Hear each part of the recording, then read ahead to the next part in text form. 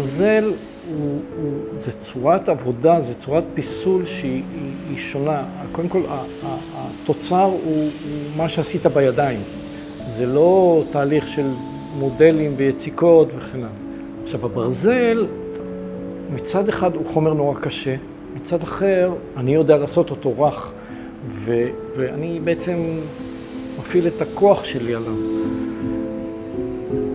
יש יום שמתחיל שאני בא ואני נכנס בטירוף לתוך העבודה על הברזלים, על הפסל, אני מתחיל לקופף, אני מתחיל לחתוך. יש ימים שאני פשוט בא ומתיישב ומסתכל על הפסל, ואני יכול לשבת 3 שעות ולהתווכח איתו בראש שלי. היצירות שלי מראות תנועה, מהוות תנועה, מדברות על תנועה. אני בכלל לא חושב על זה כשאני עושה את זה. פשוט הם נוצרים כאלה עם התנועה שבהם. אני רוצה להעביר משהו גולמי, בסיסי, שהוא גם נכון לכולנו.